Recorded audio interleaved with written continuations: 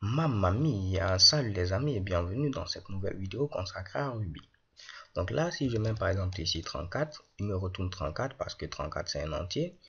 Si je mets 34 entre cotes, il me retourne ici 34 comme cela pour me dire que c'est une chaîne de caractères. Si je mets ici 34 et je mets ici tout S comme on l'a vu dans la vidéo précédente pour le convertir tout simplement en chaîne de caractères, il me retourne ici 34 également comme cela pour me dire que c'est une chaîne de caractères. Voyons voir maintenant si j'utilise puts. Si je mets ici puts 34, il m'affiche 34. Je mets ensuite puts comme ceci, je mets 34 entre cotes, il m'affiche toujours la même chose 34. Et si je mets ici puts comme cela, je mets mon fameux 34, tout S, vous allez voir, il m'affiche également 34. 34, 34, 34. Pas de différence comme c'était le cas lorsqu'on mettait directement pour que l'interpréteur ici nous retourne quelque chose. En effet, qu'est-ce qui se passe? Lorsque vous utilisez puts, puts signifie tout simplement put string. Cela veut dire affiche-moi une chaîne de caractères.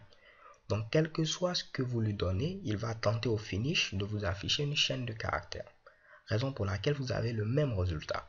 Si je donne un entier, je donne à ce niveau une chaîne de caractères, il va forcément m'afficher une chaîne de caractères. Donc, comme on le dit, que ce soit un entier O, que ce soit également une chaîne de caractères O, automatiquement, il vous affiche forcément une chaîne de caractères.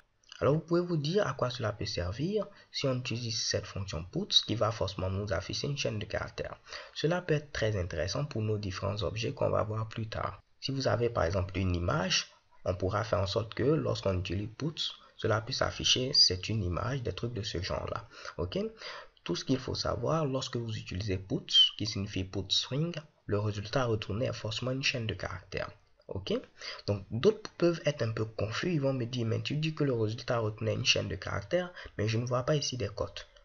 C'est tout à fait logique. Je vous l'ai dit, il y a une différence entre résultat retourné et résultat affiché.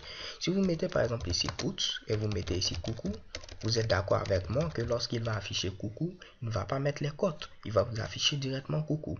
Ok, les cotes c'est tout simplement dans le langage de programmation pour dire que c'est une chaîne de caractères.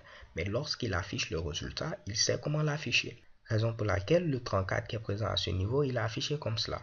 Ok, donc ne vous embrouillez surtout pas. La méthode puts est utilisée pour afficher quelque chose au niveau de la console et elle retourne forcément à ce niveau-là une chaîne de caractères. Alors les gars, c'est tout. So thanks for watching. Don't forget to subscribe and have a nice day. Peace.